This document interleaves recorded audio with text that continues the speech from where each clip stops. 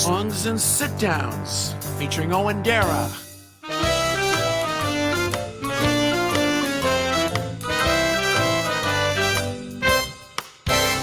And now, Owen. Well, good evening and welcome to Songs and Sit-Downs. This, our 6th edition in the series. It's June 8th and things are no less crazy than they were this time last week, unfortunately. And on top of everything that's been going on, apparently now there are murder hornets on their way to California. That's right, ladies and gentlemen, murder hornets. You may wonder, what the hell could happen next? I think I know. I came across this photo this afternoon. Yeah, thank you, Dolly. There it is. Okay, so a bunch of aliens, and it says, "We're up next. I'm nervous." You're nervous? Well, if the aliens are ever going to land, this is probably the month. I think we need to get rid of that, Dolly. Thank you so much. I mean, from the aliens' point of view, it's probably the best time for them to do it, to land, because, you know, instead of the poor aliens having to spend a whole lot of energy abducting people, there's going to be lines of us begging them to just take us away. Take us away as far as alienably possible. Speaking of far away, we're going to cut to Van Nuys now and say hello to our fearless leaders, Dolly and JJ over there at Divine Rebel Music. They always doing a fine job and working hard. How are you guys? We're doing great. We're surviving. Good. It's been a tough week, I know, Yeah. but you know, this is the time of the week that I always look forward to. Monday evening, where we have our positive guests and we put a lot of that stuff behind us and we just enjoy the hour or 5 hours, depending on the guest. Well, So- it's going to be a really good show tonight. Yes, it is. We've got some amazing guests and very much looking forward to that. Do you guys have any announcements or anything you want to Owen, say from I'm sorry, you're HQ? cutting out, Owen. Hold on one second. Sure. Oh, now you're back. Okay. What Do you was guys that? have any announcements or any instructions from HQ? Well, I guess just the same as last week. Mhm. We are trying to get to 1,000 subscribers, right? So we can monetize on our show, which would be fantastic. So we don't have to ask the people for tips. But yeah, so anyone out there, if you have not subscribed to our YouTube channel, Divine Rebel Music or Owen Dara, please do. I will post the links in just a moment. And that's that. Wow, that's great. Thank you so much. And as you said, at the moment we're just surviving on tips which we share with the musical artists. So if you feel like Yes. contributing something and putting something in the tip jar, we really very much appreciate it. But most of all, as I say every week, we appreciate you being here, because without you, it'd just be us, and that is no fun, let me tell you. It's still fun. It is fun, but having an audience here is so much better. Yes, Well, it is. thank you guys so much. There's the YouTube channels up there, Divine Rebel Music, and also the YouTube channel /Owen Dara. If you guys want to subscribe to that, we would very much appreciate it. And you can Yes. follow Divine Rebel Music on Instagram, YouTube, and also check out divinerebelmusic.com. Thank you guys. We'll Thank talk to you a you. little later in All the right. show. Always great to see those guys. And we have a great show lined up for you with some fantastic guests. A little bit later on, I'm going to be talking with Jeff Kravitz, who's had an extraordinary career photographing music and entertainment icons over the last few decades, and who also hosts a podcast, an actually fantastic podcast every day. It's called 420 Live, which is a wonderful name and a wonderful podcast. He's a very interesting fella. He's got some great stories to tell. So very much looking forward to chatting to him in just a little while. And after that, we're going to be meeting a chap by the name of Greg Gilman. He's the lead singer and songwriter from Greg in Good Company. And they are a very cool and frankly fantastic five-piece band. Greg is going to be talking to us about his band, his journey as a singer-songwriter, and I'm very happy to say he's also going to be playing some of his music for us live. And what amazing performer he is. He's really fantastic. So please stay with us for that. But first, we're going to take a slight diversion from our usual format in the form of an extra guest. We've invited her on today because of the great work that she's doing for her fellow medical professionals during this COVID-19 crisis. She is a registered nurse, and she is also the Senior Risk Management Director at Keck Medicine. She's been instrumental in creating relief and encouragement for the medical staff at Keck Medicine during this COVID-19 crisis, these tough times that they're all going through over there, as well as all medical professionals all over the country and indeed all over the world. And here she is to tell us a little bit about it. Please welcome Lauren Hirschner.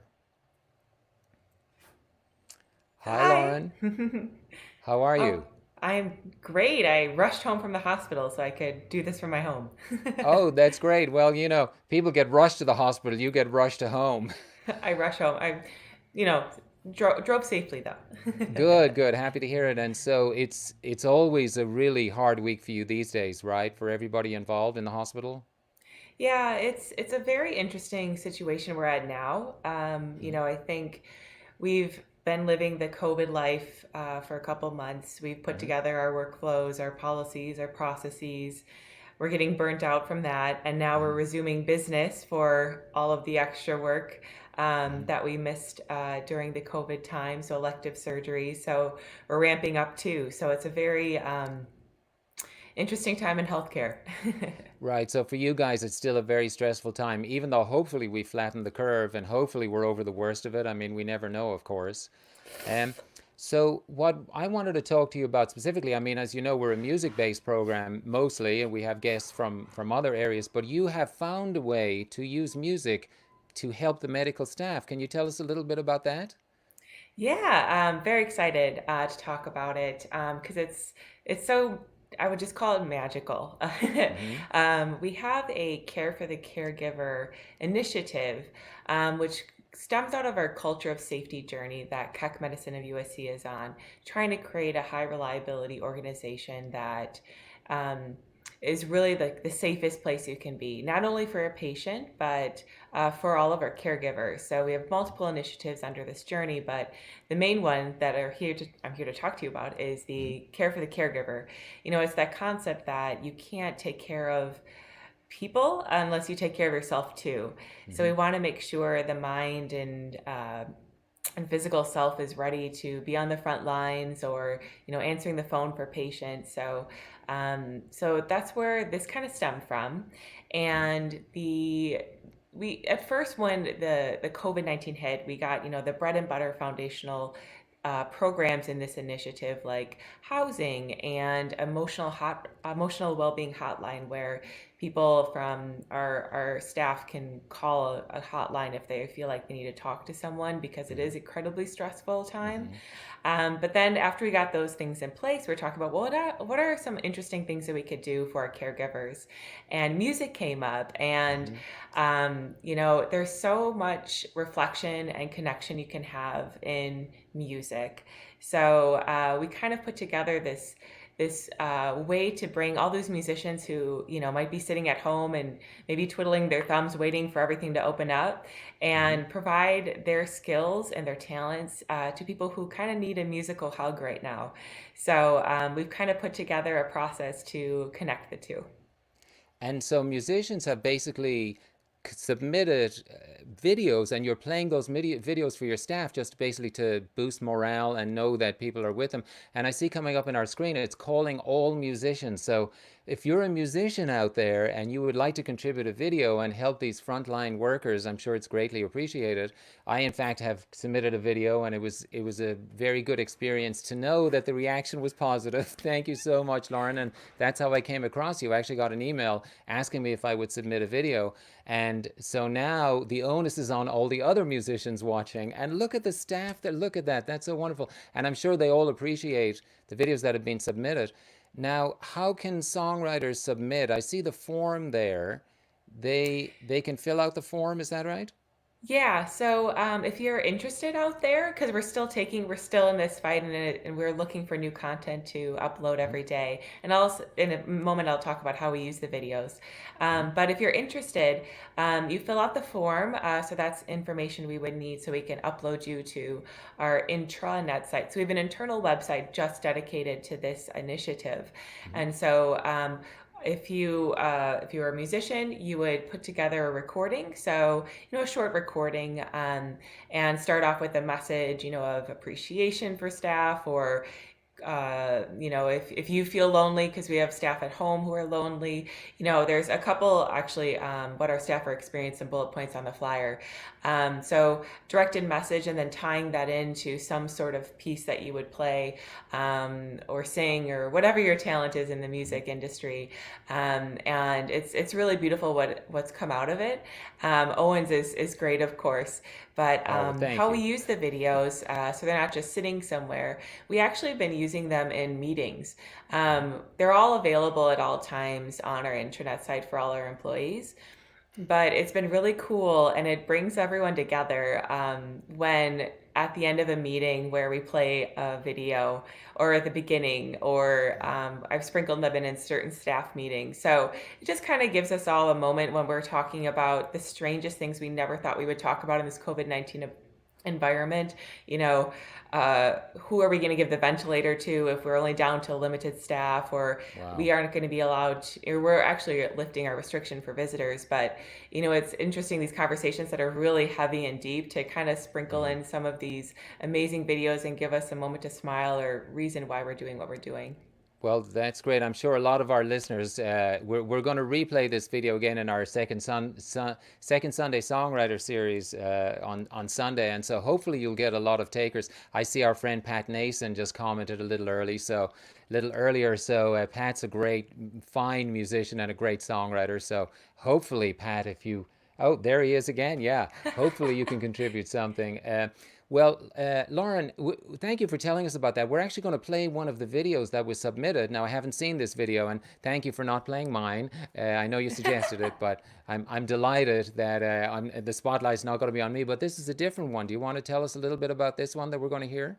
Sure, yeah. Because we're Keck Medicine of the University of Southern California, we partnered with the Thornton School of Music and received a bunch of videos from them. So the artist that's going to play for us, a musician, Chandler, she's a student there, and she's been such a joy to work with. She submitted multiple videos, and even some directed just for children. So we have a whole genre just dedicated for children's songs. So the employees can play that when they get home and tuck their kid in, or some are certain to bedtime stories. But this is one that's really sweet, and that was the first one I think that we got from her. So great. Well, let's hear it. Thank you.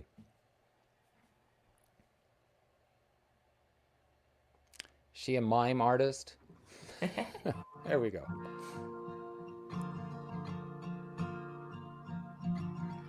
Look at the stars, look how they shine for you, and everything you do.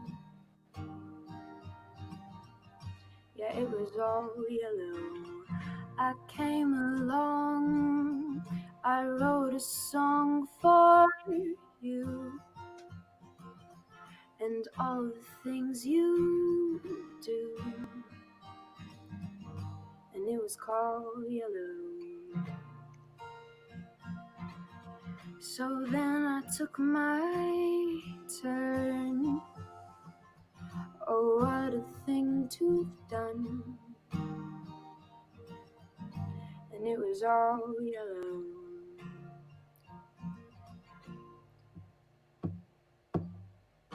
Your skin, oh yeah, your skin and bones turn into something beautiful. You know I love you so. You know I love you so. Wow, wonderful. That is so cool. I can see how that would mean a lot to the frontline workers there during relief time and meetings. And I know you've been doing great work with it. And we look forward to chatting to you a little more about it in the future, hopefully. And we're putting the link in how to contact you. So hopefully you'll get many more submissions. And thank you so much for being with us today. Ladies and thank you for gentlemen, having Lauren me. Hushner, thank you. Thank you. Wow. Well, that is some good news. And of course, good news we all appreciate. And fortunately, we have a very positive person who brings it to us every week. And I always looking forward to hearing what great things she has to say in the world, what positive things she has to share with us, especially in these crazy times. This is On the Upside with Jessica Lancaster.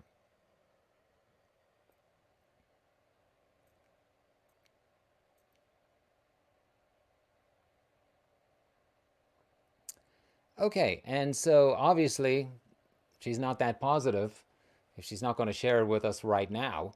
Um, I'm just actually reading the personal comments. I might as well share this with you because we have this thing that the people who are on the show, they can comment to each other, and our special guest later on, one of our special guests, Greg Gilman from Greg and Good Company, has just offered to make a video for Lauren. He just put it in the comments, and she's like, "Yay!" And so anyway, so that's exciting. We've already got our first contributor. So please please contribute whatever you like. Anyway, so I'm trying to think what good news has happened in my life. Okay, so anyway, they're all chatting away while I'm just filling time here. Okay, I'll tell you a joke. So Dolly, if you're listening, we could do with the good news segment, but that's okay. No problem. I guess maybe we're having some technical problems. What I want to, oh yeah, so here's a joke. I used to work on cruise ships a long time ago. I was an entertainer on a cruise ship. It was a lot of fun. And you feel trapped a lot of the time. But anyway, I heard this joke while I was on. And the joke is there's a cruise ship called the QE2 that thinks they're the best cruise ship in the world. And they're going through the water at night and they see this other light coming towards them. And the light flashes, "Get out of our way." And the QE2 flashes back and goes, "No, you get out of our way." And the other one flashes back and says, "No, you get out of our way." And the other one flashes back and says, "This." So the QE2 flashes and goes, "This is the QE2." And the other one flashes back, "This is the lighthouse." My favorite shipping joke. All right, so I guess good news might have got lost. So I think we're going to maybe revisit later, but we've got our wonderful guest, Jeff Craddock. Oh, actually, as I'm about to say, apparently, I think we have sorted out it's that kind of week. The aliens are landing. Murder hornets are on their way. Please let this be really good news. This is On the Upside with Jessica Lancaster. Hey guys, hope you're having a fabulous Monday. I'm here to give you some good news. First off, let's start with Antonio Gwynn Jr. He's from Buffalo, New York. He's an 18-year-old high school student who saw his streets littered with trash during the protest and started cleaning it up by himself at 2 a.m. in the morning for 10 hours. Upon hearing about Gwynn on the news and after doing some research, 27-year-old man named Matt Block decided to gift his convertible to the boy. It's a Mustang, by the way. Matt was actually talking to press and he said that he got to know on Facebook that Gwynn was looking for a car. So he's like, "Hey, have my car." Gwynn also wants to study trade in college and was provided a full scholarship by Medill College in Buffalo. The incident also inspired a businessman who rewarded Gwynn with free auto insurance for a year. This is just amazing. Gwynn told the media that he is thankful for everything people in the community have done for him. Hashtag pay it forward. There is some good news for weed smokers. People can no longer say that weed comes from the devil. Archaeologists identified traces of burnt cannabis at ancient Jewish shrines. It's within this shrine dating back to 3 millennium BC that 2 stone altars were discovered with remains of what appeared to be a burnt plant material. The stone altars were found at the entrance of the shrine's inner sanctum, known as the Holy of Holies. This is the first time that cannabis has been identified in the ancient Near East, and it must have played a central role in the cultic rituals performed there. The new research published last week in the Tel Aviv Journal provides the first evidence that the mind-altering substance was part of religious life in the ancient kingdom of Judah. Wow. Okay, so maybe now it's time for me to kind of embrace my Jewishness. I'm Jewish and I like pot. Okay, moving on. All right, we all hate critics, but this one I can stand behind. Chris Kyle is the father of the adorable little Ava, and she wanted to play pretend restaurant, and he decided to give her an honest review. He posted on his Instagram page, Christoph_Kyle, and it went viral. This is what he said. This is his honest review of his 3-year-old daughter's restaurant. So I tried to support another Black-owned business for lunch today. It's called Ava's Kitchen. It just opened at the end of April. It is a very clean establishment, but whew, let me tell you about the owner. First off, I asked, why are there balloons on my chair and it's not my birthday? And she told me to mind my own business. Those are for mommy. I've been waiting on my order for 45 minutes and I'm the only customer here. She was making good progress at first, but then she stopped for 20 minutes to go watch Paw Patrol. Overall, the customer service could have been better, but the cook is a cutie, so I'll give her another chance. Let's not give up on Black businesses so fast after one mistake. That was his review. I think I want to make a reservation for this restaurant because it sounds pretty amazing. And now I'm just going to leave you guys with this awesome video from the community of Lincoln, Nebraska. They are celebrating because the Lincoln Police just signed the Hold Cops Accountable Pledge. And change is coming, and that is definitely something to celebrate. Oh, yeah.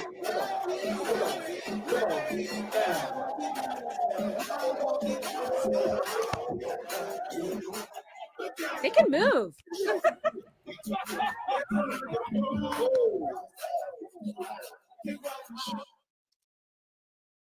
Guys, if you have any good news at all to share, please, please, please send it our way and help us spread the love. Hope you have a great night. And you too, Jessica. Have a great night. That was so good, as always. And what great stories. I want to check out that restaurant myself. That was so fun, so cute. Thank you so much, Jessica. Our next guest, Jeff Kravitz, has explored all aspects of photography and is one of the world's top entertainment industry photographers.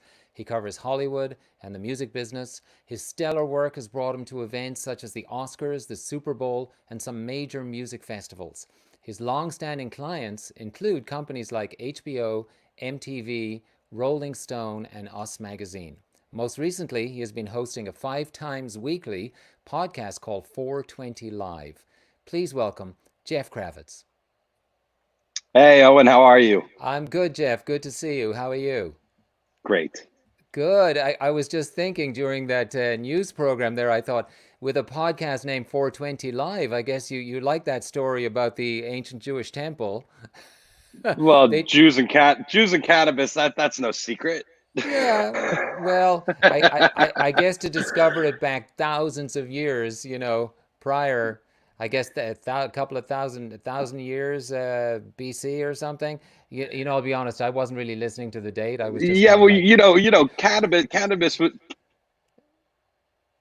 cannabis was used for many, many years before we ruined it right. with prohibition in the 20s. So and then suddenly hemp became outlawed, right? Even though it's got nothing to do with it. Yes, it was a systematic They destroyed the plant because they realized that it fostered free thought. And also one of the big things was William Randolph Hearst. I don't know if you know this. Do you know who he was? Yes. He invested in old growth forests to make his newspapers. Mm-hmm. And when he found out that hemp was renewable and you could grow it every 3 months and you could print on it and paper, he wanted to abolish that as a thing. And that's one of the reasons that cannabis became illegal. One of the many reasons. Right, and I wanted to talk to you a little bit about your show because you're proving just in at the start of our conversation is you don't shy away from things. You get political. You talk about the what's going on in the world. Yes, I'm not afraid. I had a guest today, Carl Denson. He's a sax player for the Rolling Stones, and we talked about the Rolling Stones for probably 90 seconds out of the hour he was on my show. It was all about politics and what's happening in the world. It's just really hard to talk about what's happened the past 2 weeks because we've seen such history in front of our eyes that to try to just think that no, nothing's going on and we could just go about is really hard. So I have a hard time with it. Yeah. So one of the things about me is I don't really I'm kind of the way I am in real life on camera. To good and bad there. So it's I don't hold back. And it's good. And I think it makes your guests comfortable too. If you're not holding back, they're not going to hold back. Yes, that's the whole thing, really. I want people to feel like they're sitting in on a conversation between two friends. Right. And you make people feel comfortable. Do you feel that that was part of your job too as a photographer? Absolutely. Like your instincts to human nature are number one when you're dealing with people, and especially with people that are in the 1%, so to say. Yes. You know, you're definitely dealing with a different breed of human being, and there's a lot of entitlement that comes along with it.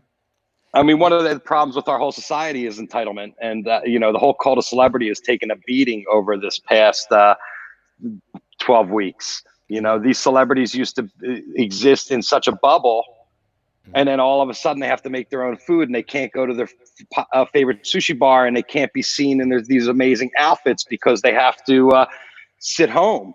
Right. Think about all the makeup not being done, all the hairs not being cut, all the lipstick not being applied, all the Botox not being injected. People are probably looking like they haven't seen themselves look in quite a while. It's been a great leveler, I feel, this whole pandemic and into the riot. Yeah, it's been an incredible leveler. Yeah, and I noticed that the guest that you have on, I didn't see the one this evening. We were preparing for the show, but I will watch that. It sounds interesting. At the few shows that I've watched this past week, I noticed that your guests are very open about their lives. Also, they'll talk about their personal lives and their personal struggles. Well, you know, we're in a different society now. People find it really hard to hide any transgressions they had because everything's out for everybody to see. So unless you have something really in the closet you don't want to talk about, there is no more closet. Everybody is out, and they're out with everything from their drug use. I mean, I don't know if you saw the documentary on Netflix about psychedelics. Yes, and I did. People, it was incredible that people were up there talking about taking LSD like it was nothing. You know, like it was drinking a beer. And for me, as a huge fan of psychedelics and especially LSD, personally, I find it incredibly liberating that people are able to talk this free about these things that we always kept in the closet. Everything's kind of out now. People don't really, you know, I don't find any reason to be shy about the things that I love. So I don't. Also, there's such a stigma around certain things. Like I know I suffer from depression, and it was liberating to hear your guest that you had, I think, earlier in the week, Andy Fresco, just talk about anxiety and depression and how all that comes and gets it out on stage. And so rather than closet it and put it all away, and as you said, now people are open about it, so the stigma starts to disappear. It loses its power. Right. Well, are you a musician, Owen? Yes. Well, you know what they say about the blues. Yeah. You have to have the blues to sing the blues. Yes. That's why I'm a folk singer. I'm a folk singer. That's why I have to stay poor, you know. But and you've been doing this show since. Well, maybe you want to get into the blues a little bit. Yeah, maybe I should. And maybe I'll split up with my girlfriend, and you know, so I got something to write about. But so I'm not going there. You're taking it way too far. Well, so you started this in the beginning of March, so in a sense you were ahead of your time because our lockdown happened mid-March, but you were already going with this show for about 2 weeks, right? Well, March 16th was when I started the show. So and we went into lockdown on the 30th. Yes. I mean, we started on that Friday, and I was sitting around that weekend like, what am I going to do? And I was like, you know, I don't know what to do, but I can go hang out with my friends on Facebook Live and get high with them. Yeah, that's great. That was my original idea because I'm a huge cannabis fan. And what ended up happening was within a week, I was already interviewing people. And by the end of my second week, I had Stuart Copeland on as my guest, the drummer for the Police. And we're old friends. So we started off talking. And the first thing we talked about was his dad being a CIA agent. Oh, I did not know that. That's crazy. Me neither. It's amazing what you learn doing research, though. And what his answer was, Dad would never kill someone he knew. Oh, that is so funny. And you know, I just read actually recently, I think it was in American Songwriter or one of those magazines that he and Sting actually had some differences. They had some conflicts. Oh, so I wonder if Sting worried about his dad and not killing someone that he didn't like, you know? You know, Sting, you know, like he said, he didn't kill anybody he knew, but Sting was a little bit above that. Listen, rock and roll, it destroys the ego. It builds Yeah. it up and then it crushes it. So, I mean, it's a really hard thing to do, to be a musician and to exist. When people come here and they say to me, I want to be a musician or a photographer or an actor, I'm like, become rich, get a job, figure out how to make money first, and then you can do anything you want, because otherwise you're going to struggle your whole life. I'm a frustrated musician. I love playing guitar. It's my favorite thing to do. I've been sitting here every night just jamming with anything that comes on my Spotify randomly. And I find my chops are getting a lot better over the pandemic. Well, I guess that's why you can relate to a lot of these performers. So, we had Paul Zolo on the program a couple of weeks ago, and he's a singer-songwriter in his own right. And so he's got very good rapport with people like Paul Simon. He did a great Bob Dylan interview. And so he is coming from the point of, hey, I'm an artist too. I mean, of course, as a photographer, you're an artist, but you have made that extra step, Did you ever jam with Prince, like when you were photographing him at the Super Bowl? Well, I'll tell you what, I take a lot of guitar lessons from the pit. Oh, I'm sure you do. I'm so close that I could really get into what people are doing. Oh, there my you God. go. Speaking of close, will you look at that? I remember that show, that Super Bowl. What was that, like 2003 or something? 2007. No, that was 2000, and I want to say 2007. I remember they that said show. It was 10 years ago. Wow. So because it was just in Miami this year. Oh, okay. Because and so because I remember seeing that on television, and even that show, just like on a small TV with a small group of people at a Super Bowl party, it was stunning. I mean, to be up that close must have been extraordinary. Have you ever seen Prince live? Unfortunately not. No. Well, you missed out on probably one of the greatest live performers in history. Yeah, I think I did. But there's a lot of great recordings. I don't know if you saw the show that they did a couple weeks ago. They released a show of his from the 80s, and it was stunning. Yeah. He was probably one of my favorite. If people ask my favorite performer, Prince, right up there. Well, that lead that he did at the Hall of Fame, however many years ago that was, at I forget whose induction was, but his guitar lead basically put him into the stratosphere. That's when everybody was like, "This guy is." It was the jam. It was the jam at the end. Yeah. So I don't remember who they inducted, but at the end they always do a jam, and they did it to guitar Jelly Weeds and Tom Petty. I was there for that. That was an incredible moment. You were there? Because I remember that, and I was just like, his jam, like he's fitting in with everybody, so he was incredible. And then at the end, he throws the guitar up at the end, and then it cuts, and I'm like, what happened to that beautiful guitar? Did he catch it? I hope he did. Yeah, I've seen that part of his act many times over the years. Him take his guitar and throw it up in the air, and he always had a guy. He knew where his guy was, and he threw it. And he. Well, thank you for clearing that up for me, my friend, because I've worried about that ever since. But you know what? There is a funny story about him borrowing. But there is an interesting story about him borrowing a guitar to do a jam, and it was the guitarist for the Roots. And when he was done with the guitar, he threw it up in the air, and no one was there to catch it because it wasn't his guitar. He didn't give a shit. Oh. And the headstock broke. Oh, that hurts. And the guy was like, Prince broke my guitar. But, on eBay, you get a lot of money for a guitar Prince broke. That's right. It's suddenly like, worth 20 times more because Prince broke it. Oh, man, that is fantastic. I love it. And so sometimes, we experience a little freezing there with a technical difficulty. I don't know if it that's froze fine. Yeah, for a moment, but I notice it happens with all these shows, and I notice, it's happened to you on occasion, but you handle it well. It was like, I think, was it Dave One you were interviewing? And that was really hard. Dave One and he had this goofy look, and you just start chatting about the look. I mean, you're kind of made for this job. Here's the thing. You're live. Like, you just got stuck live having to tell a really bad joke, by the way. You should probably get a couple more jokes. Oh, yeah. That joke about the cruise ship? You need a couple more jokes. Let me tell you, my friend, when you're in the middle of the South Pacific with a bunch of passengers and you're running I'm not saying that. That's a funny joke. But you're on the internet, and all of a sudden you're using these things that go crazy. So I've learned how to roll with it. Yeah. And that's basically what it is. I've seen everything happen at this point. I've cut off the show. People drop out in the middle of it. My battery's gone dead on my laptop. I just checked to make sure it wasn't going to happen now. but it's like you start to learn what doing live is. And when I talked to somebody that was an expert in doing shows, they told me that don't go live. Oh, wow. But you That was do. the advice.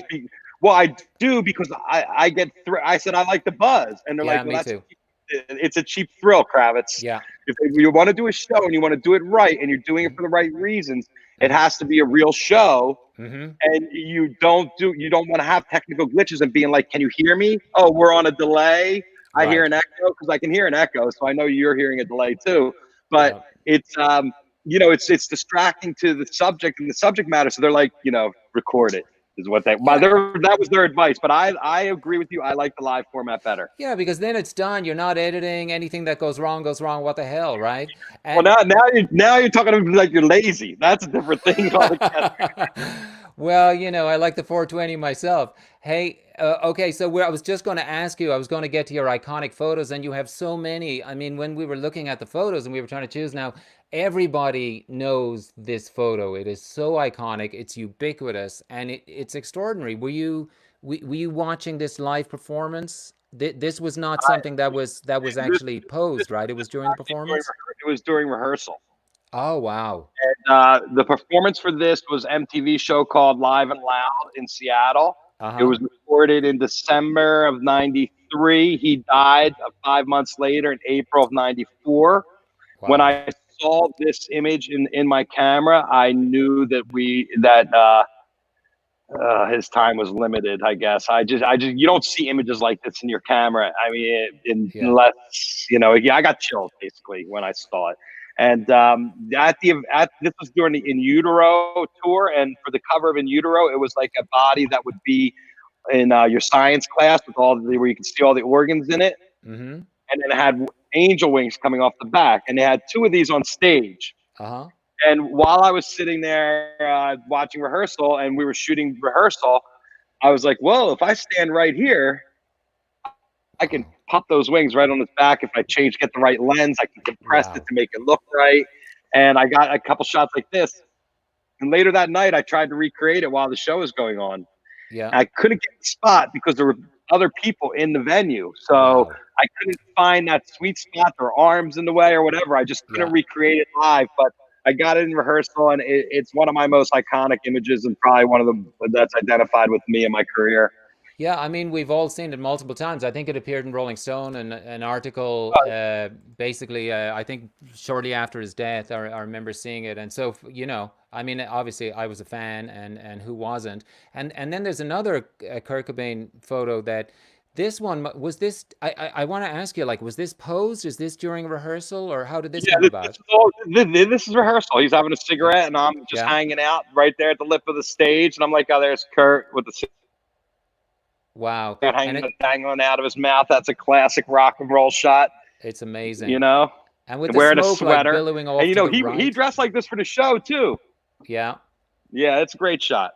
Wow. Well, thankfully you got to see the rehearsal too, because that's amazing. Now we had a request from Dolly, our fearless leader. She was like, you have to put the Eddie Vedder, Neil Young photo. So let's see if we've got that, and tell us a little bit about that.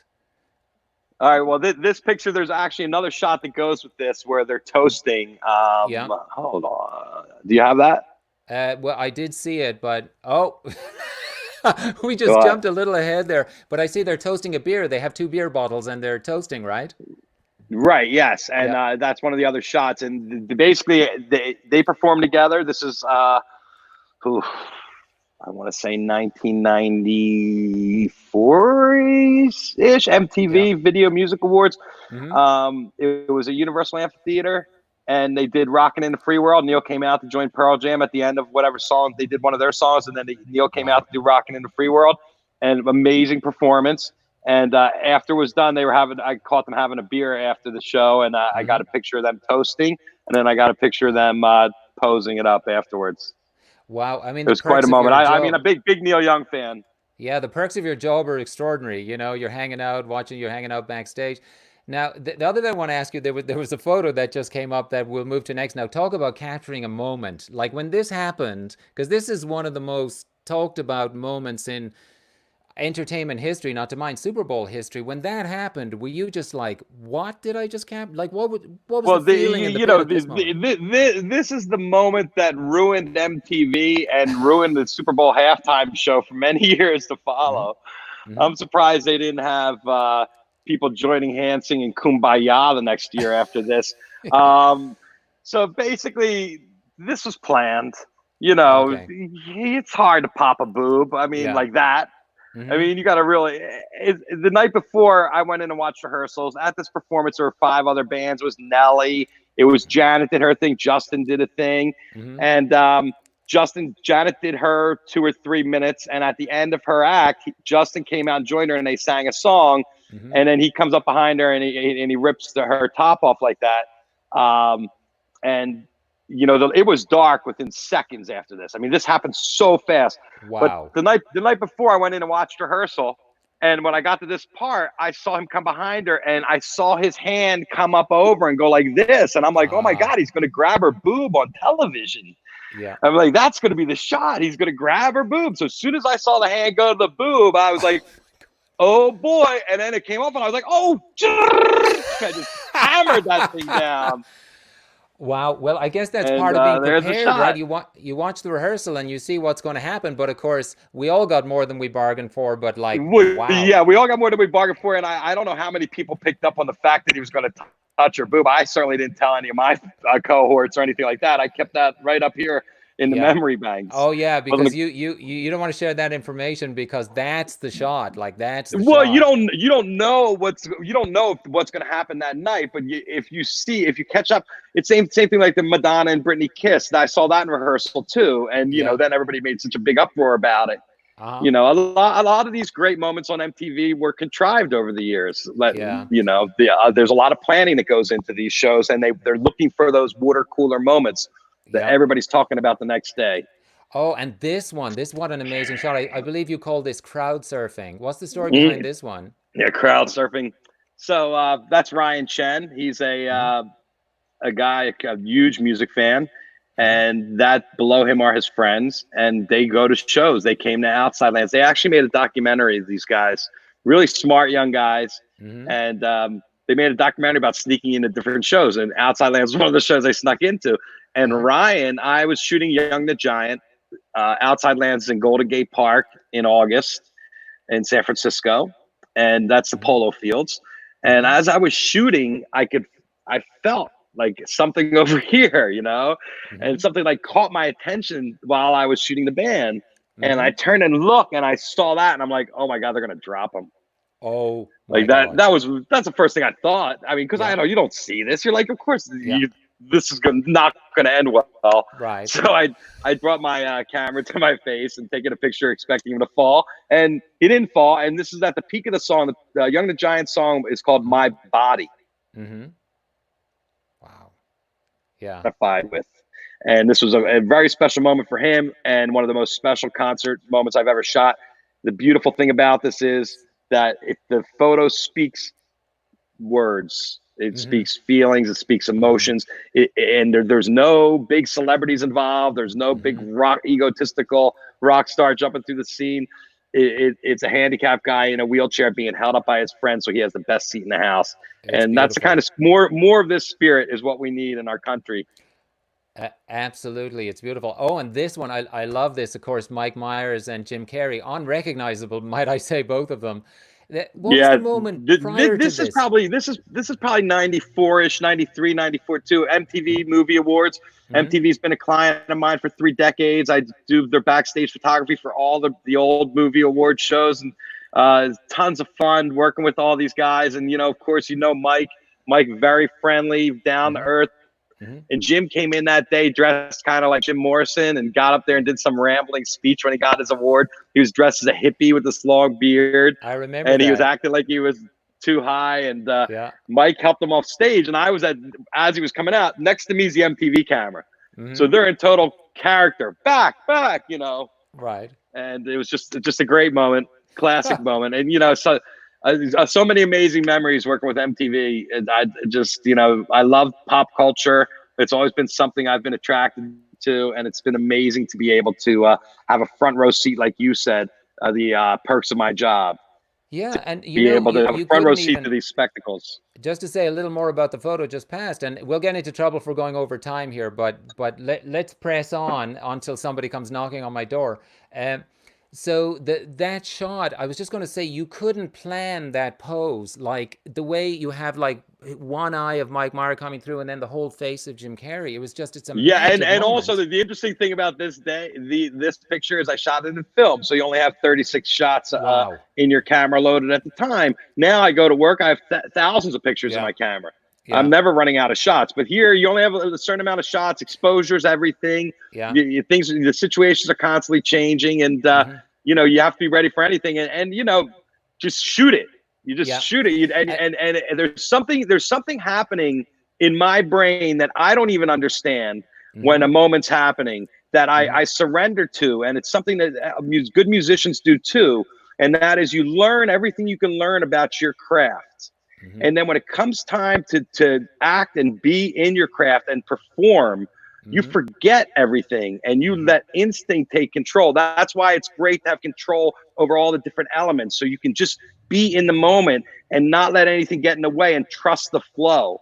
And that's something I've always done in my life, is trust the flow and go with the flow. I was a lifeguard for years on the beach, and one thing I knew, you fight the current, you're going down. Right. You swim with it, you'll be all right. And I guess that's how it is. You have to read the moment before and hold back, because it's probably tempting to click, and then, you know, especially with you had to understand how much you had left in your camera and what was happening, and sometimes you would roll out at the end. This is probably my proudest recent shot, and probably my last great moment of 2020. This was the Super Bowl this year. Shakira and J-Lo performed. They did not come together the entire time they were on stage. This is the closest they came. And when I went back and watched the video, I'm the only one that has a frame like this, where both their heads are together and they're looking together and their hair is kind of out of their face. The interesting thing about this is when I went back and watched the replay a couple weeks later, I finally sat down and watched the halftime show. This happened so fast, this instant, that I was even surprised I got it. Wow.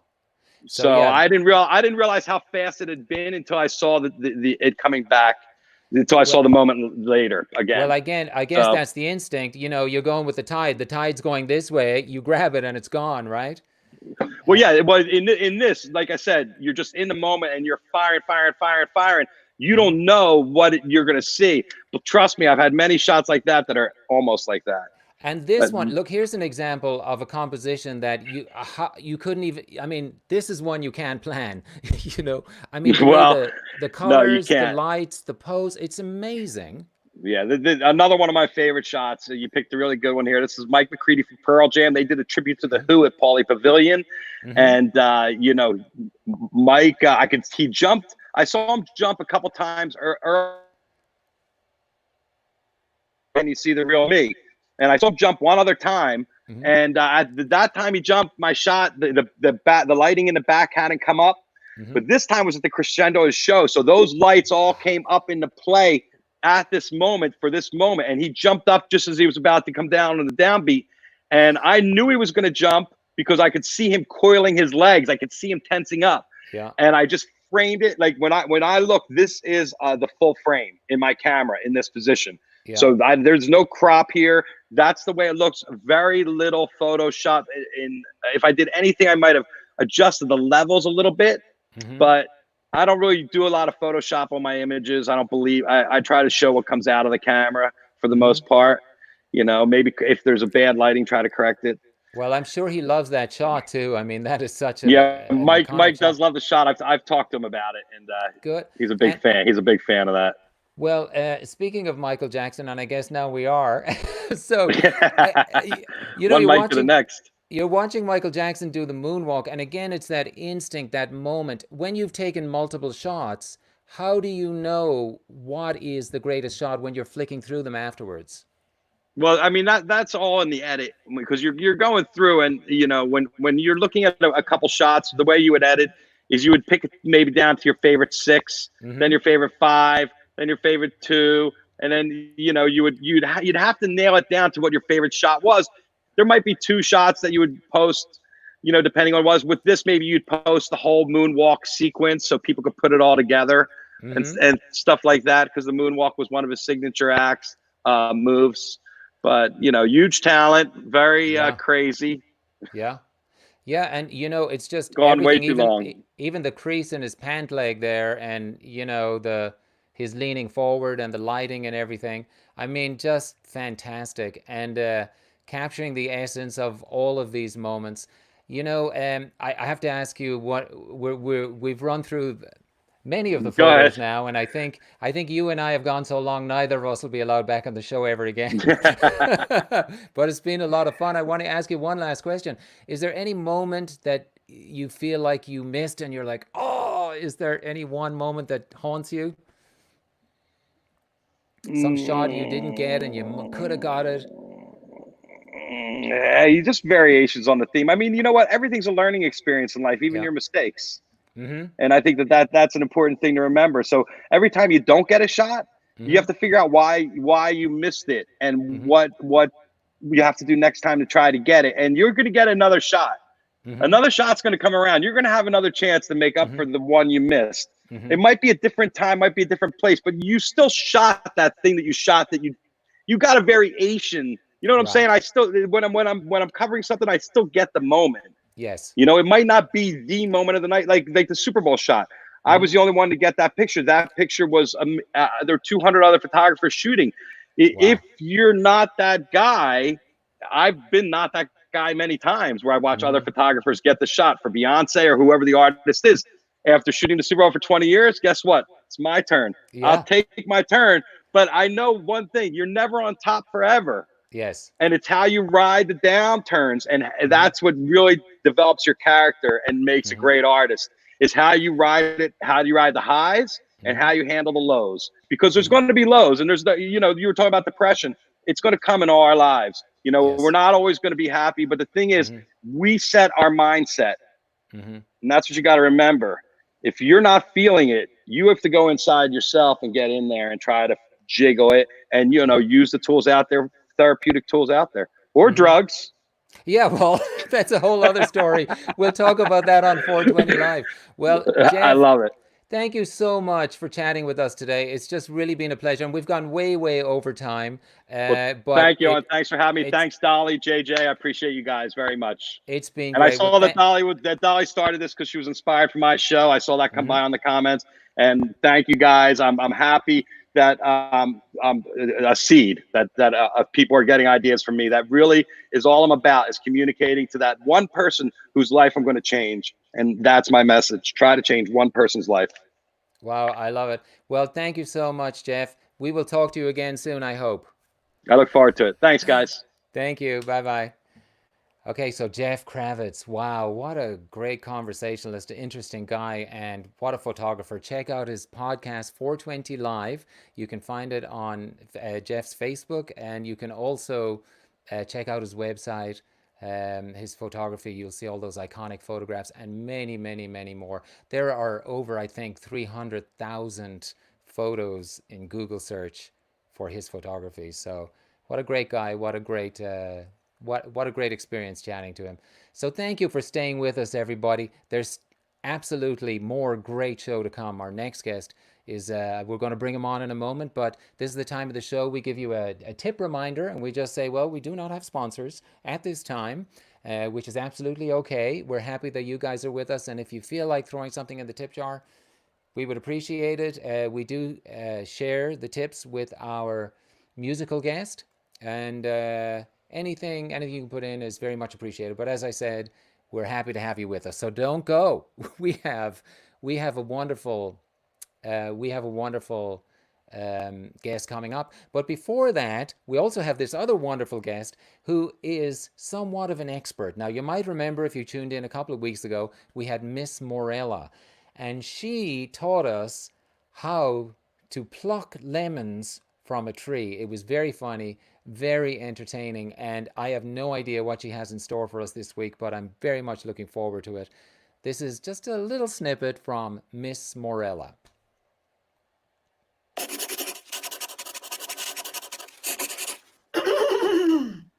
Hello. Today I would like to address the current controversy of wearing a mask. To wear a mask, to not wear a mask.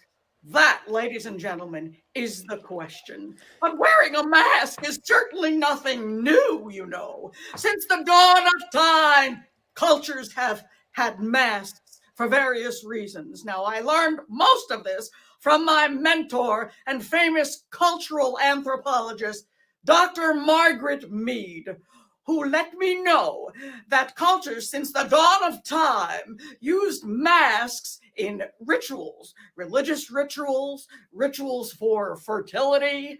They wore masks at funerals. They wore masks to dance at ceremonies celebrating the seasons, a good harvest. We actually love people today who wear masks, so why not wear a mask?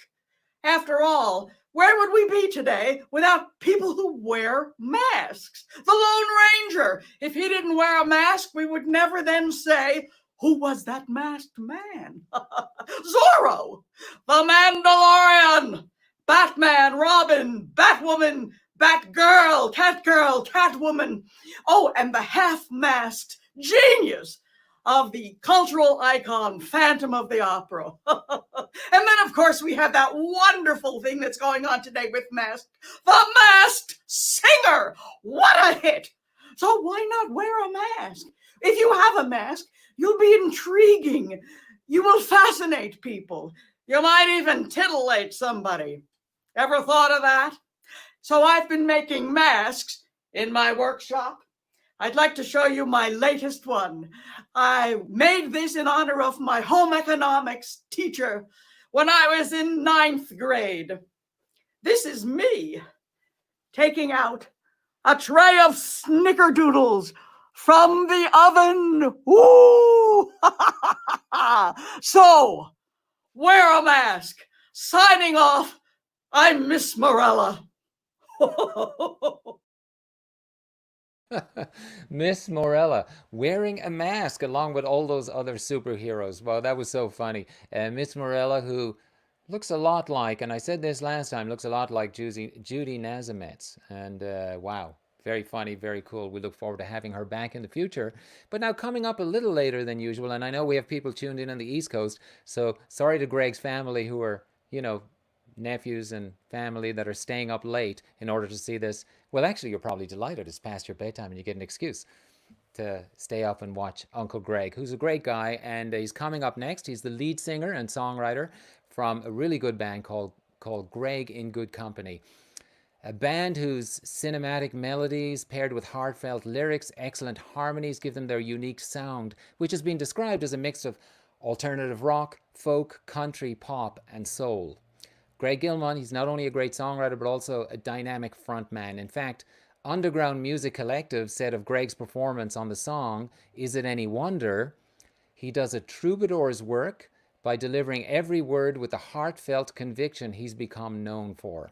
This song has been released as the band's latest single, and before we meet Greg, let's hear that song and watch the video. Here it is It Any Wonder?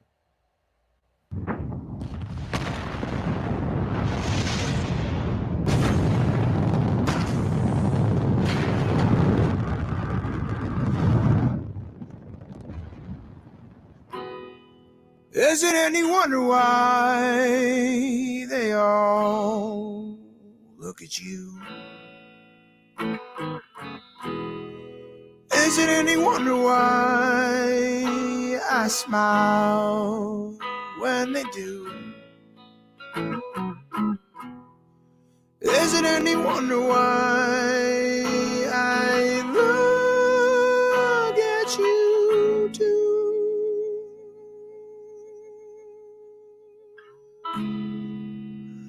And I sympathize, 'cause I know that it's true. You're one of a kind, and I'm so glad you're mine. Is it any wonder why they all talk to you? Is it any wonder why I don't mind when they do? Is it any wonder why I talk to you too?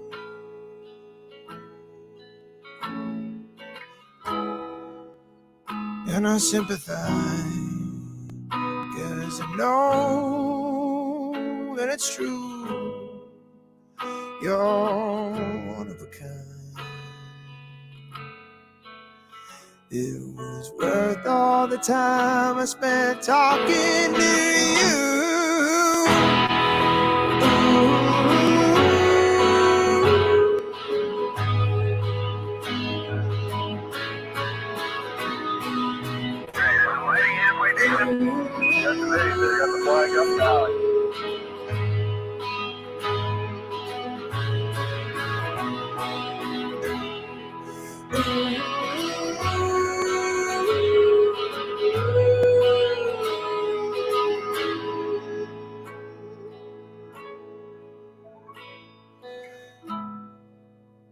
And I sympathize, 'cause I know that it's true.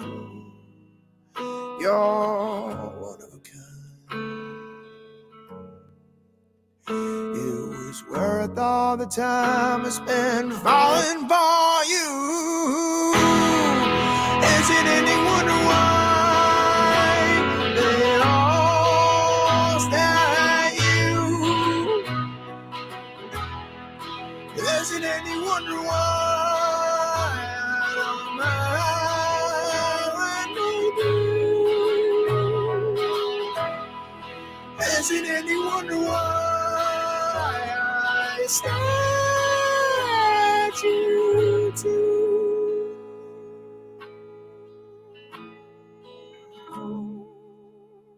And I sympathize, 'cause I know that it's true.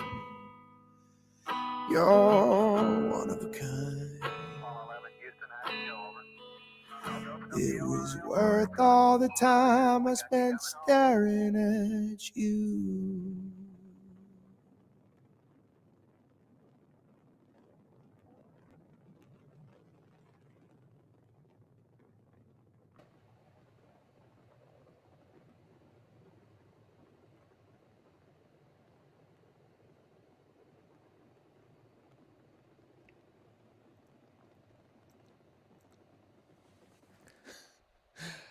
Man, I wasn't sure if that rocket was going to take us to Mars. That was going on a long time. What a great song. And please welcome the writer, singer, performer, Mr. Greg Gilman. Howdy.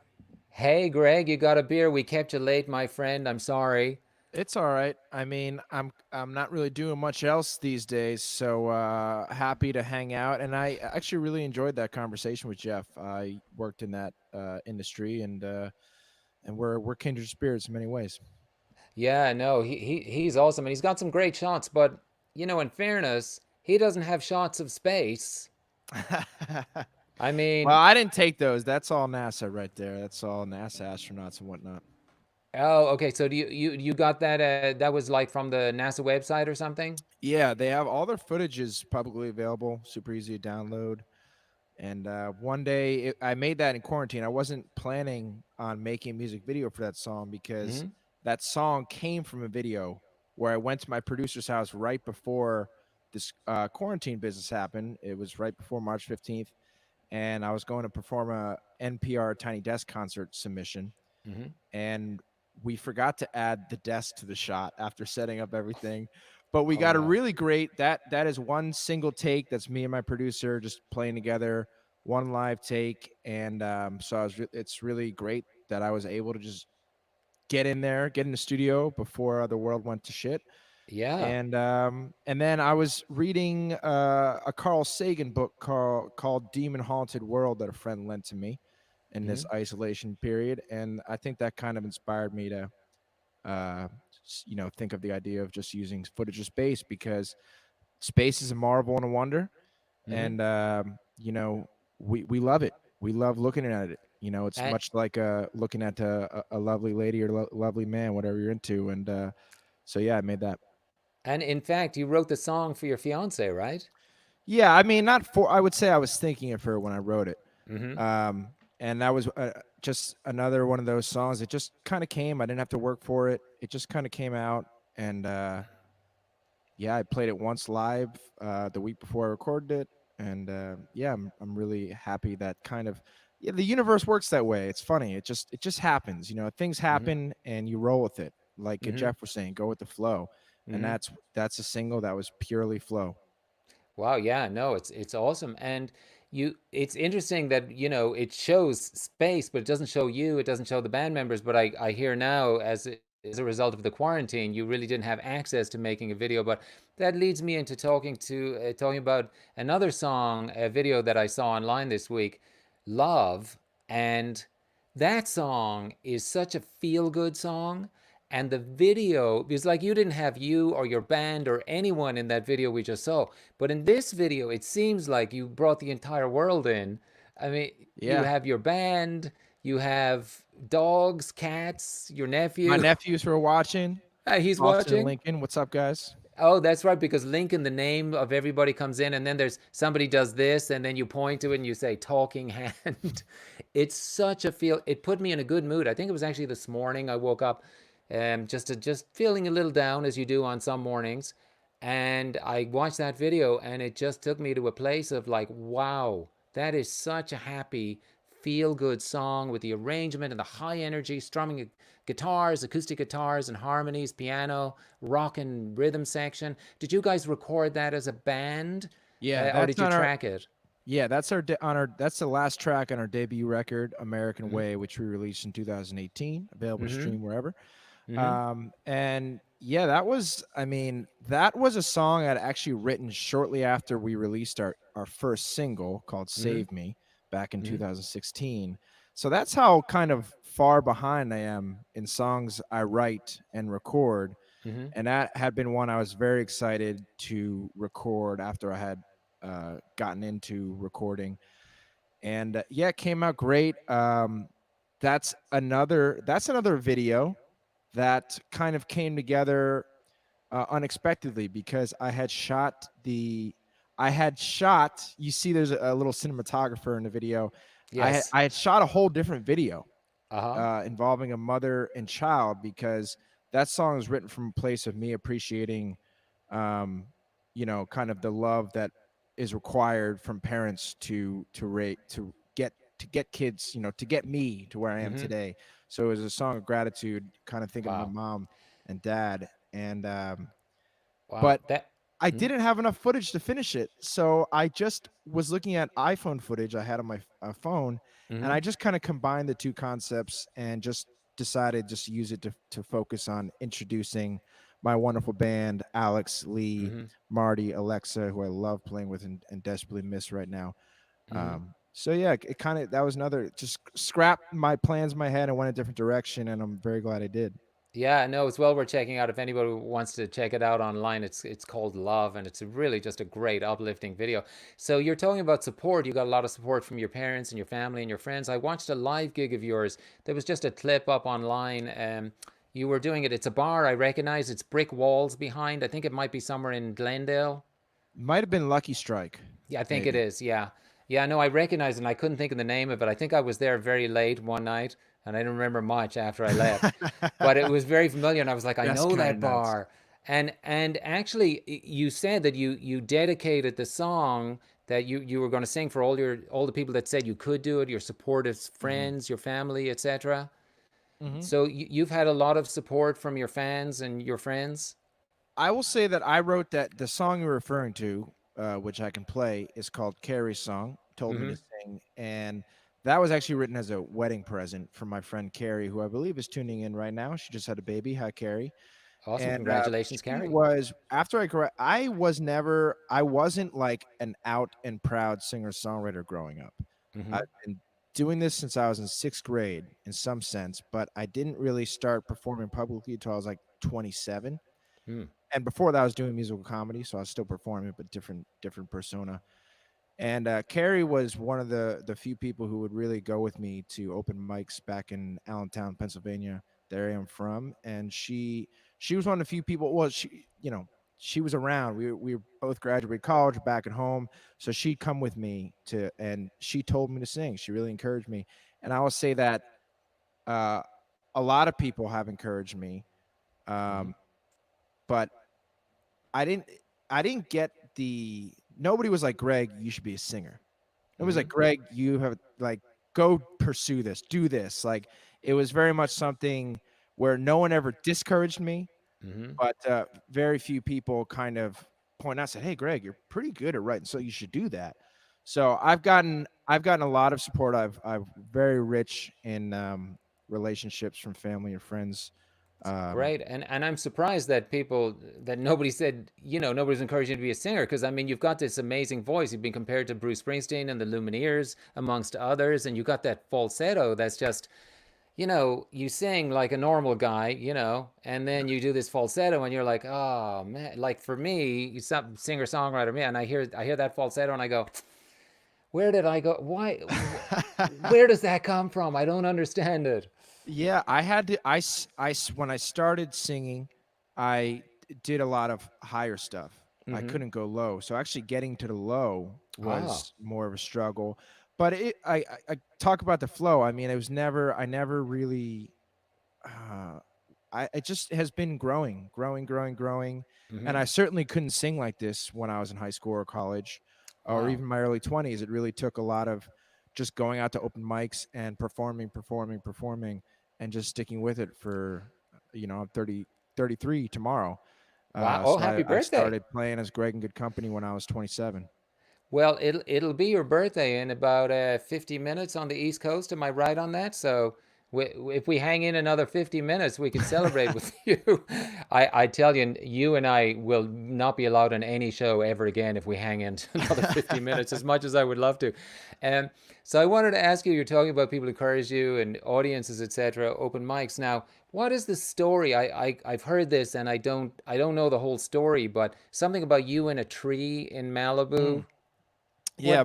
My favorite gig to date. I go right before last fall, and I would have been doing it presumably this spring had it not been for the quarantine and that dastardly COVID-19. I get hired to go in a tree at Malibu Wines for their Malibu Wines hikes, and I sing a song. I serenade hikers. They surprise them. They don't let them know that I'm going to be in a tree, and groups of 10, 20 people come up, and I just start serenading them with an original song. And it's been such a great gig in terms of making some money, but also just really, I think, honing in on my craft more.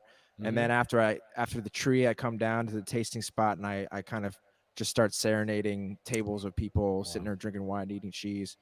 And it's been a great gig. And I got that gig through Flight of Voices, which is another wonderful group of musicians I play with. They're kind of like So Far Sounds, but different in the sense that we all back each other up. We form a band, one of a kind band for a show. And I got that gig through doing with them. I actually came across one of your videos that you did, was a dedication song you did with that group, Flight of Voices. Yes. Now, you say you back each other up, so I recognize that wasn't your normal band, like Lee and was not on keyboards, there was somebody else.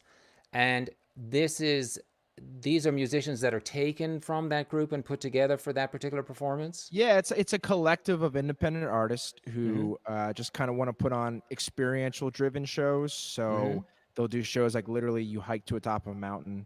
They'll do shows at the winery, sunset concerts. They've done shows in Joshua Tree on boats, on canoes, and in a lake. And so it's a really cool collective to be a part of. And they have Grammy winners, people with international pop stars like Debbie Nova. And that was like the first group that kind of took me in, that made me feel like, oh, yeah, I guess I'm pretty good at this if they want to hang out with me. And that was a real powerful moment for me of validation last year that really kind of made me commit to this path more than ever. And that song, dedication song, I think you were planning to do that today. Am I right? Yeah, it was actually gonna be my first song. Awesome. Yeah, no, I cheated because I heard you in the sound check and I recognized the song and I was like, oh my God, I love that song. I want to talk to you further about it after you do the song. So, Greg, why don't you do a couple of songs and then we'll come back and we'll chat some more. Sure. So, dedication song. This whole set is kind of a set design. These are all songs inspired by people I know, close friends. All 3 songs I'm going to play tonight. And this is a song. This was the first song I ever performed, not ever, but in LA that I performed that wasn't a song, that it wasn't a joke song. And my friend Rennis, one of my best friends in high school, died of excuse me, I just burped in a microphone, a heroin overdose. And it took me like 3 months. Came by a huge surprise. And it took me like 3 months of just kind of, I didn't really know what to say, how to honor him. And I went out and bought a harmonica, and this little harmonica dinger, and I wrote this song, and it's just another one that just kind of came out. And this song has taken me a lot of places. So I'm very grateful that somehow this song came to me. I hope you all dig it. It's called Dedication Song.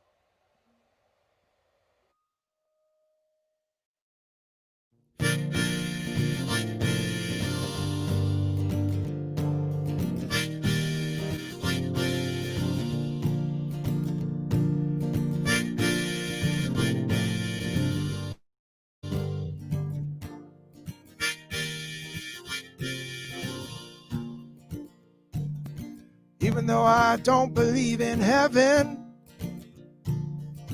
I hope they built one just for you. I hope it's full of pretty women, and you can find one that is true.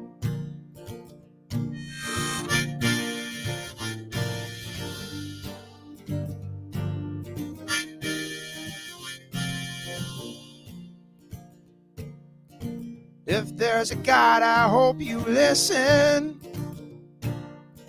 to what he tells you to do. I swear there's nothing here you're missing, except the people missing you. Oh no, I don't believe you can hear me, but I hope to God I'm wrong. Oh, it'd be nice if you could listen to your own dedication song.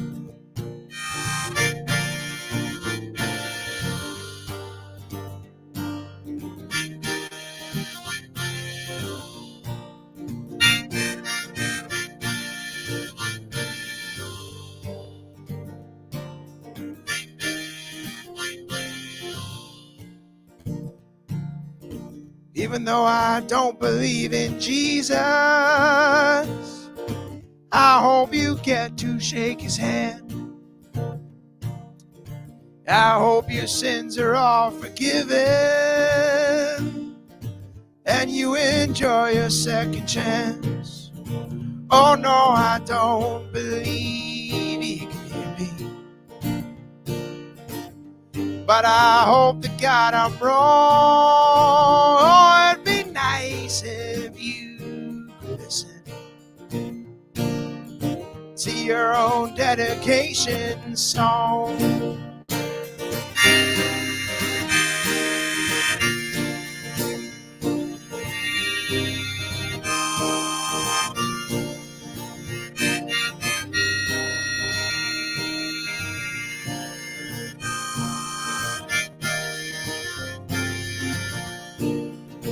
Oh no, I don't believe you can hear me, but I hope to God I'm wrong. Oh, it'd be nice if you could listen to your own dedication song. Oh no, I don't believe you can hear me, but I hope to God I'm wrong. Oh, it'd be nice if you could listen to your own dedication song. to your own dedication song. To your own dedication song.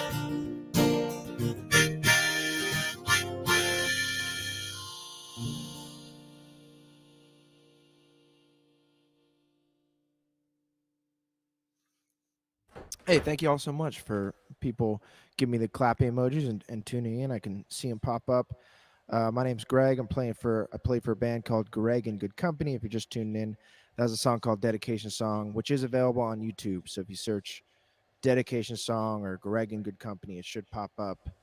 I think I'm just going to go right into another one. They're saying play another tune. So this is one that song is not on streaming services yet. It's only on YouTube. But we do have strictly Greg and Good Company version coming out. Hopefully this year. You know, things are up in the air right now with everything going on in the world. But that track has been recorded, and we're finishing that one up. And this is one I haven't recorded yet. This is a relatively new song. Wrote it last year after getting laid off, staying up till like 3 a.m, just playing this riff. And I really have. I'm glad I wrote it. I've been. It's a song called "I'll Let You In," and I wrote it while kind of thinking about all the friendships I had to not leave behind, but put a bunch of distance between myself and them to come out to Los Angeles to pursue my dream. And so this is a song that goes out to all my friends and family watching. I will always let you in.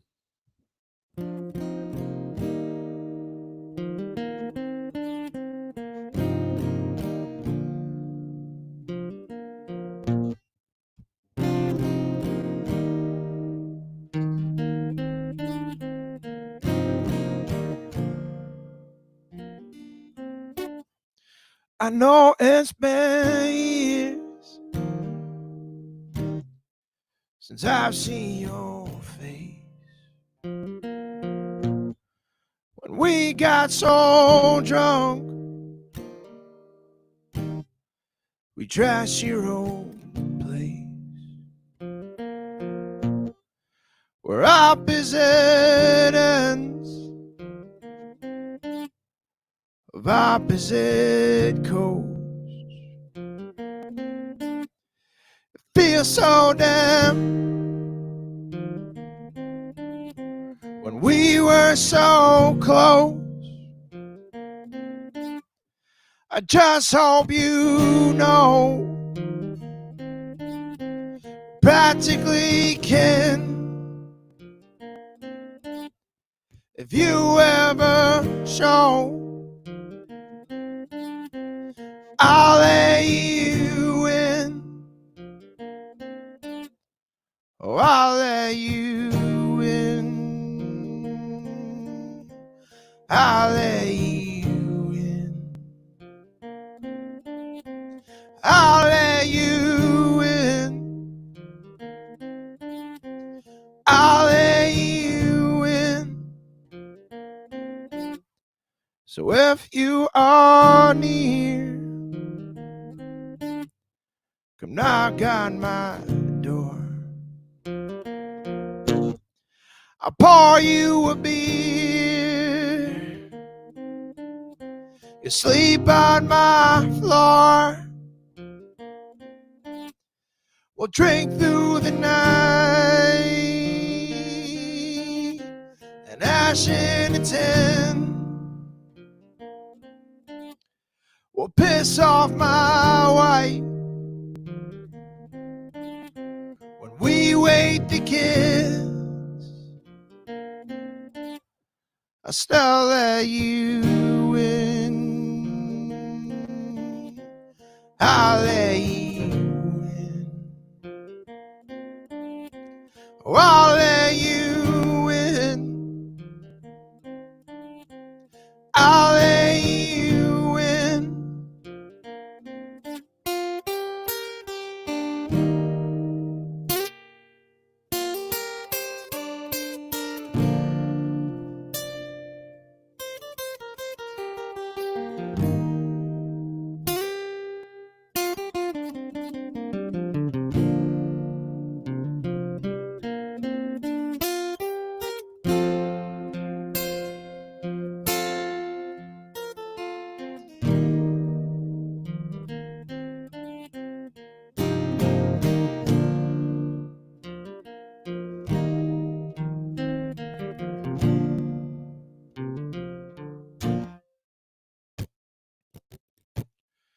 We'll laugh like we're young and talk back through time. God, we were dumb. The ways we got high. We'll smoke my whole stash and fill up that tin just for a night. But I'll let you in. Oh, I'll let you in. I'll let you in. Oh, I'll let you in. I'll let you in. I'll let you in. I'll let you in. I'll let you in. I'll let you in. I'll let you in. I'll let you in.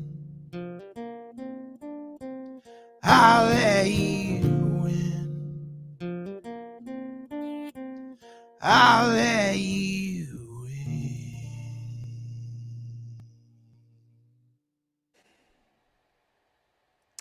Wow, thank you, Greg. Two beautiful, heartfelt songs. True to your Thank you, man. nature and the reviews that have been stellar about your performance and your songwriting. I want you to do one more song before we finish up because we've gone over time. But hey, you don't have anywhere to be. I don't have anywhere to be. And it's coming up to your birthday. You know, I'm just going to ask you one more question. And I think we may have you, hopefully, we'll have you back soon in one of our other shows. Um, Here's a question. And I came across this when I was in search of the gig in the tree that I didn't find. Greg Gilman sings to a giraffe, and I thought, well, this can't be real. And then you actually singing to a giraffe. Do you want to? Are you big in the animal kingdom? That's Stanley the giraffe, who also lives up in Malibu Wines, and Uh that was another just pure random moment where the employees like kind of cart me around this dune buggy thing, huh. Mm-hmm. and they're like, "Oh, do you want a picture with Stanley?" And I was like, "Sure, why not?" And then like as I'm taking a picture, someone's like, "Oh, you should sing to him," and I was like, "Okay." So I sang Wow. "Damn Sure." That's the song I sing in a tree, and that was a beautiful. I mean, I had seen Stanley the Mm-hmm. giraffe around. I've seen giraffes, but to be that close to have a giraffe like have bring his neck like down from the sky and get real close to you, that was one of the most majestic, incredible moments of my life. I mean, Wow. it's such a rare creature to see here in America, and to get that close to it, I wasn't allowed to touch them. They don't do that anymore, but I felt like, you know, just pure majesty. Like Yeah. that giraffe is a beautiful animal, and Well, we'll it never looked forget. like a magical moment, and I thought, hey, maybe that's the answer to our gigs now. COVID-19 doesn't allow us to get close to people, but hey, we can play to wild animals. um, so, Greg, I'm not going to keep you much longer, my friend. Thank you so much for being with us tonight, and thank you everybody for tuning in, especially those on the East Coast. I know it's late there. No, well, the West Coast too. We want to thank you too. We don't want to say just the people on the East Coast, but it's only 8:30 for us. But you know, so Greg, if you don't mind, could we hear one more song and then we'll just Absolutely. have a quick This is chat?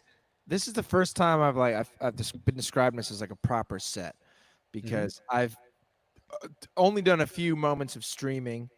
Um, I host a thing called the Writers Room, which is just a hang open mic for singer songwriters, and we do that on Zoom, and the connection is terrible, and I'm playing into a crappy microphone. And doing a show, you guys inspire me to really invest in a quality setup. So hopefully it sounds great, and this has been wonderful to kind of test run this cool gear and be able to hear my guitar and my voice on different tracks and whatnot. So this is the closest I've had to playing live in a long time. I've missed it dearly. So I'm very grateful for the opportunity to come on your show. Well, And we appreciate you coming back to it through us. And might I say, you're sounding fantastic. All the frequencies, at least where I'm sitting, are just, they're all there. It's a great setup. You sound great. So thank you. Thank you to all my friends who've been watching, too. It means a lot to have you guys just hang out and watch me play. I don't get to play for them very often, so it's cool to do it. Great. And if you wouldn't mind giving us one more song, and then we'll check back in and say a quick goodbye before we finish. And this is one more song from Greg Gilman. Thank you, Greg. All right. Thank you, Owen. This is a song, I was talking about it earlier. It's called Carrie's Song. I wrote it as a wedding present for my very good friend, Carrie Fitzpatrick, who's watching. Kelly, I see you. Pat, what's up, buddy? Good to see you, man. And this was a wedding present because she had told me she was getting married like 2 years before her wedding. And I was like, oh, she's like, will you come? And I was like, oh, of course, I'm not going to miss it, you know? And when it came time for the actual wedding, I happened to be very poor. And so I could not afford any plane tickets to go to the wedding. And I had called her and just, felt very bad about not being able to come to her wedding, despite promising her I would. And she married a wonderful guy named Brian. He's great. And she said, Greg, you don't owe me. Or I said, I'm going to get you a really nice wedding present to make up for it. And she said, Greg, don't worry. You don't owe me a thing. And right after I hung up that phone, I wrote this song because, you really do owe people who support you and encourage you to do things that matter to you. So, Carrie, this song's for you. As you know, it's called Carrie's Song. And this song is streaming if you like it. You can find this on the internets. You say I don't owe you a thing, but I know that you're wrong. You told me to sing when I wrote my first songs. You watched me on stage and I watched you sing along. So I owe you this thing, though I could write it down. I'd rather sing about it out loud, 'cause you need to hear how you made me feel proud. You told me to sing, you told me to sing, and that ain't no small thing, it meant everything. You told me to sing, you told me to sing, so I'll sing for you now.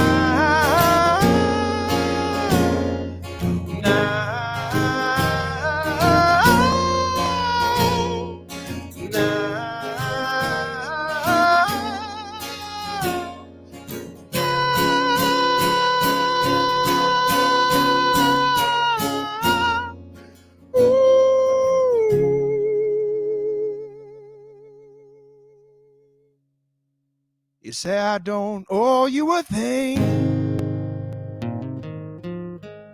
but I know that's not true. You've been a good friend. I am who I am because I was lucky enough to know you. So I owe you this thing, a song of your own. I want you to sing when you think you're alone. When you're down in the dumps, then I need you to know. You told me to sing, you told me to sing, when nobody else did. You listening. You told me to sing, you told me to sing, so I'll sing for you now.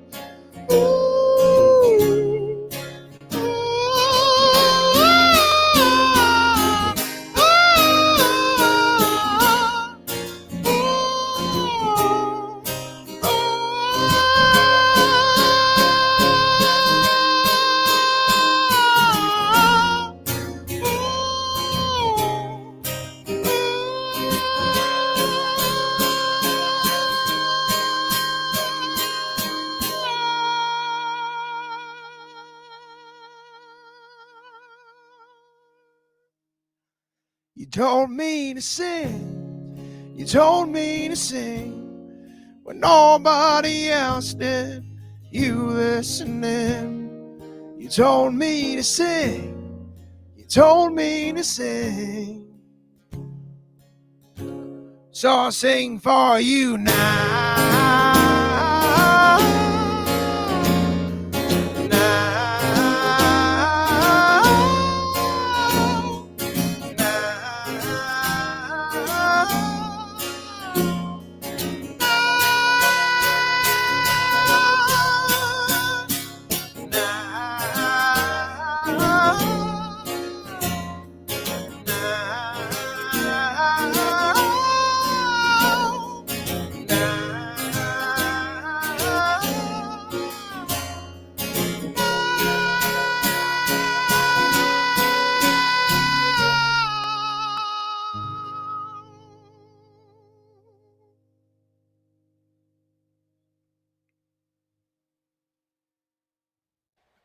Wow, thank you, Greg Gilman. And I am glad that your friend Carrie told you to sing. So Sounding am I. beautiful.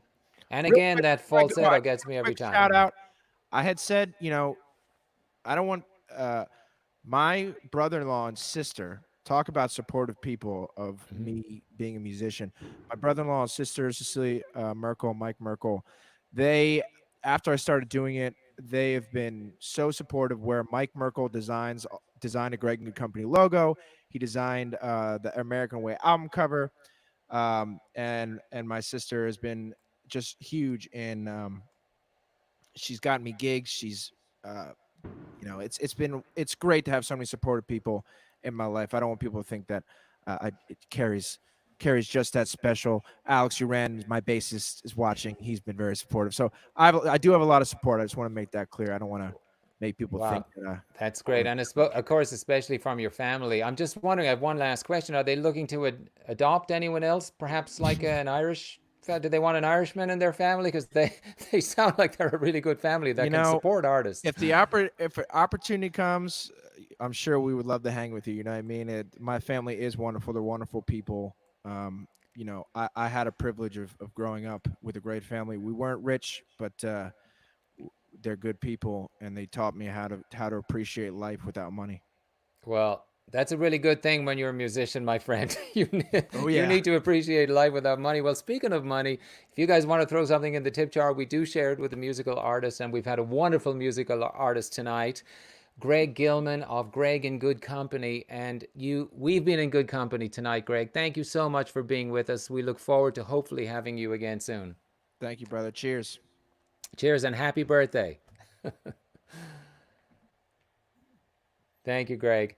So, if you want to wish Greg a happy birthday, you can do so in a few hours. And what a great set that he played.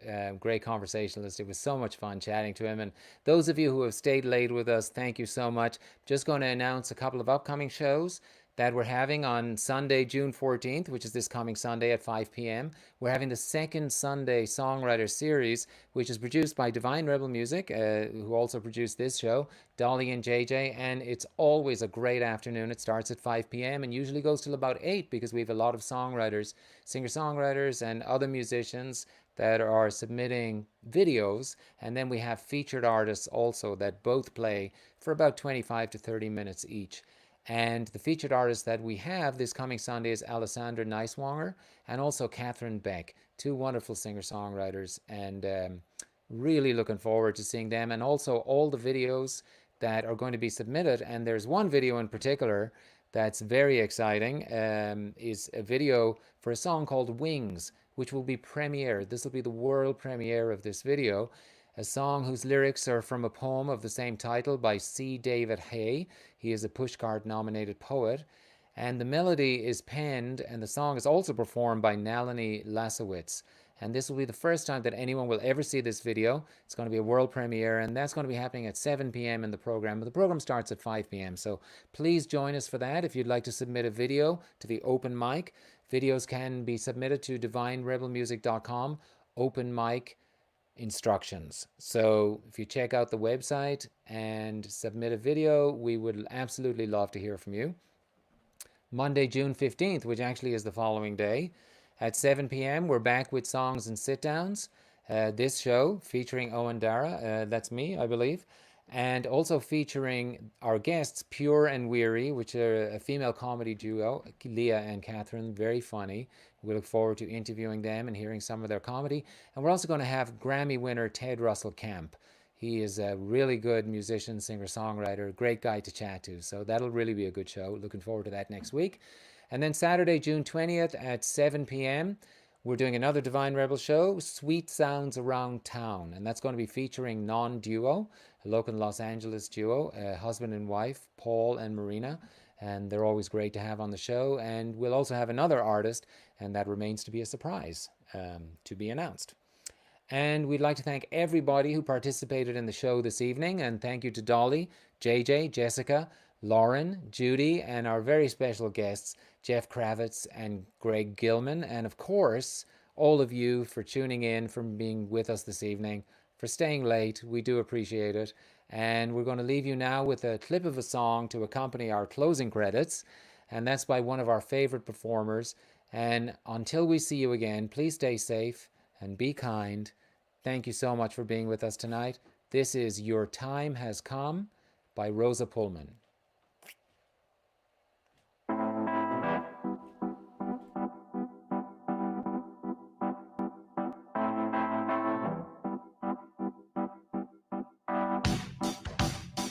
You know your time has come.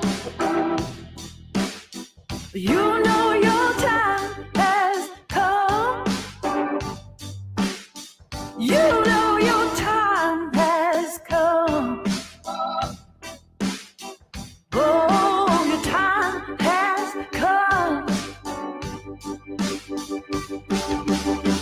You had the keys to this town, but you had to mess around.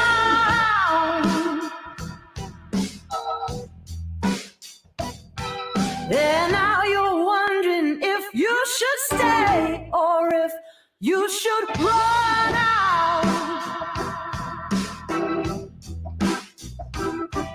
And everybody's talking that jive, but I've got to say this to you. You know your time has come. You know your time has come.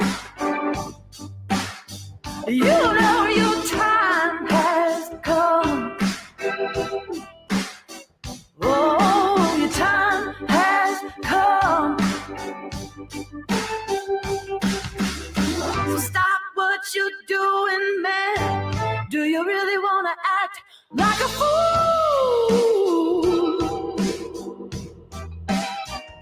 If you reflect on your actions now, I think you know what to do.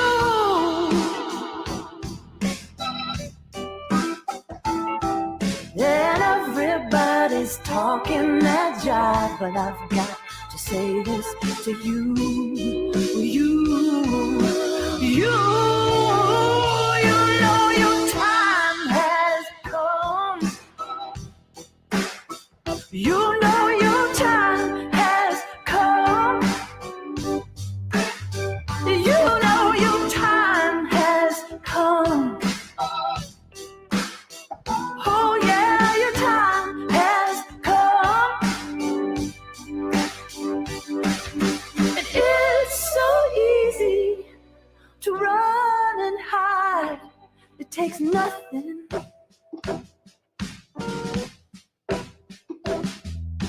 But why, oh why, would you want to burn up a bridge before you cross it? You know your time has come. You know your time has come. Oh yeah, your time has come. Oh, your time has come. Hey, ooh, you know your time has come. You know